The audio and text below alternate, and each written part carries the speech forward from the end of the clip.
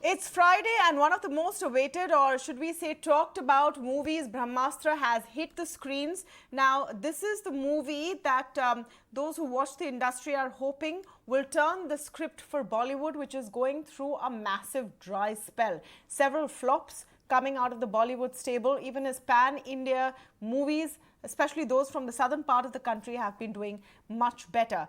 Looks like Tinseltown's hopes are riding high on this epic saga, which has a production budget of over 400 crores. So how much exactly is banking on Brahmastra, and can it change the tide? Can it turn the tide for Bollywood? Let me first go across to my colleague Ayan, who joins us to break down all the numbers and the monies riding on this mega movie.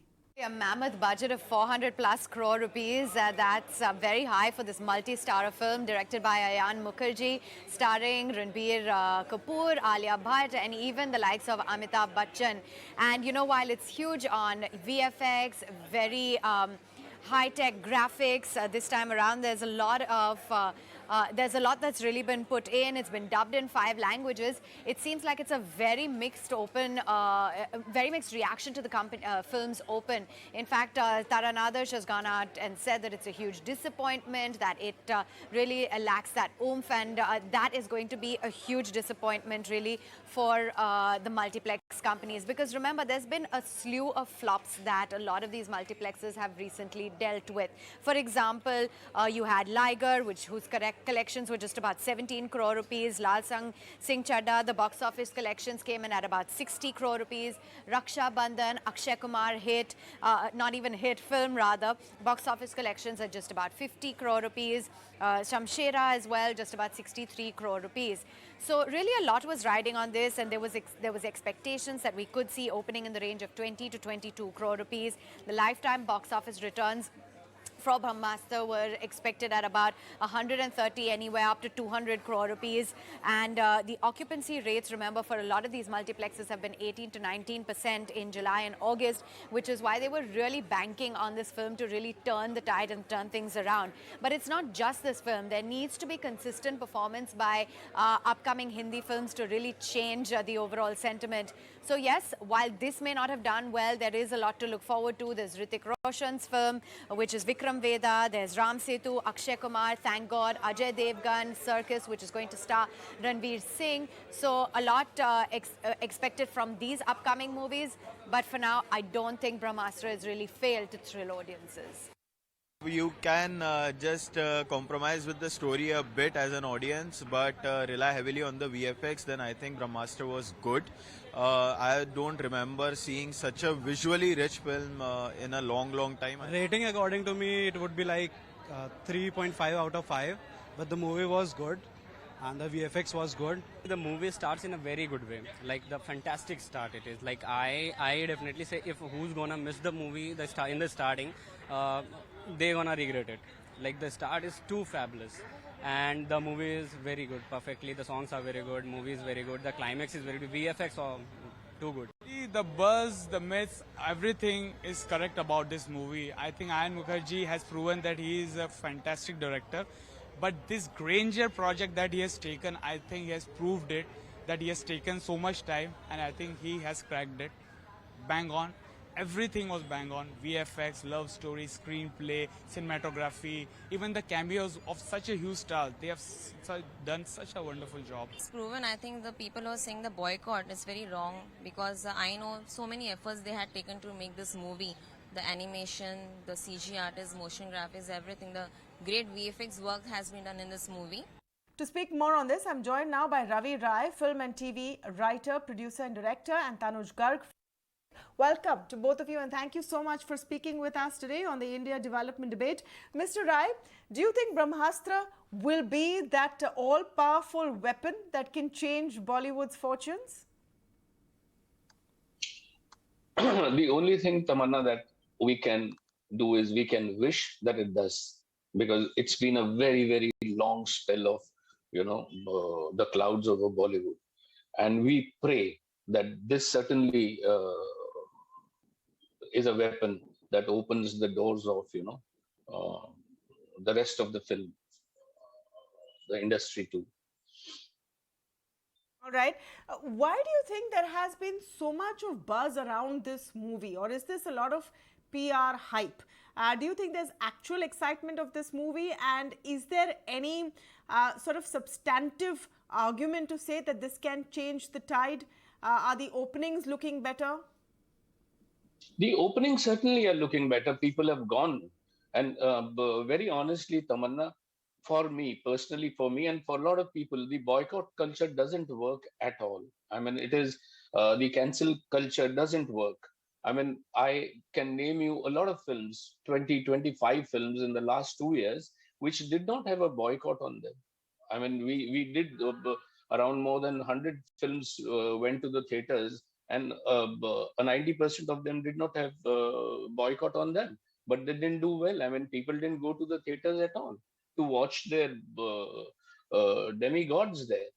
So, and also over a period of time, like we discussed, there have been films which have defied the boycotts on them and turned out to be super success. But the most important thing that Tamanna is that uh, people should get into the theater. And one very nice thing, I mean, the early reports that we are getting in are that people have gone to see Brahmastra. They have gone inside. I mean, the first day shows very significant, bright reports of people going in. Now the rest depends on. We also have been victim to content, so rest depends on the content also. Word of mouth also. I mean, if people like whatever they are going in, they're talking about the VFX, they're talking about the budgets and the huge bigness of the film. So I think if it all goes positive, it's going to turn the tides for Bollywood. What really struck me is how diverse the reviews are for the movie.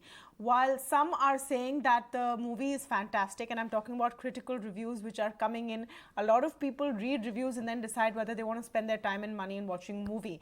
And you have some excellent reviews and some terrible reviews, which makes you wonder which ones are true. What's your view? No, now you see, Tamanna, uh, completely take away the Twitter reviews from here, because people on Twitter, they do not go to theaters at all. They don't. The fan clubs are very different than the Twitter club. You know, I mean, all these people, they have a huge following of fans. So they are very different than the Twitter. And reviews to देखो ना आप, reviews तो पहले भी बहुत पहले भी people have given 5 stars to films they haven't done well, and people have given 2 stars to films like Dabang and all, and they made huge fortunes. So reviews is, I don't follow any reviews. It's only how many people, how many heads turn into theaters and multiply. That is the right review of a film. As a producer, Mr. Garg, what do Yeah. you think of how dependent audiences have become on reviews? You're saying, you're right, that those who are putting out reviews on Twitter may not actually be of value. But one Taran Adarsh tweet saying that he didn't like the movie, and the stocks of companies that have multiplexes took a dive. A huge amount of investor wealth was lost. Just to give you a perspective of the kind of impact that these reviews have and how seriously people take them.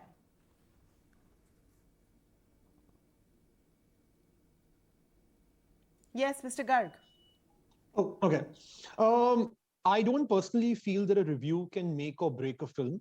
I think it's a matter of opinion. It depends on whose review you want to take seriously and whose review you don't want to take seriously. Yes, do reviews influence people in some measure? Perhaps they do. But I can speak for myself and I can speak for the people I know around me. If we want to watch a film, we will go and watch a film regardless of what the review says.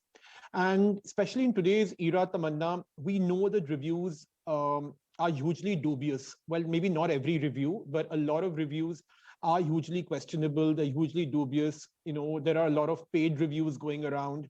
There are a lot of, engineered reviews that are on the block.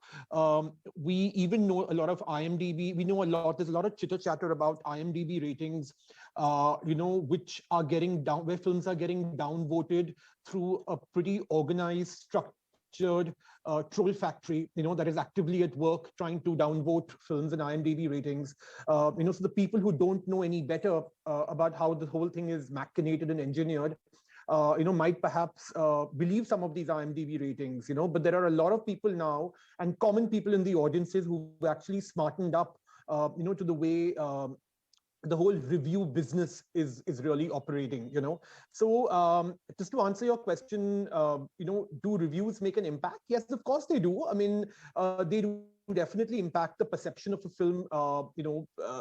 A good review definitely helps, but I would sort of take them with a tablespoon of salt, and state that if you want to watch a film, you will go and watch a film, regardless of what a handful of people have said.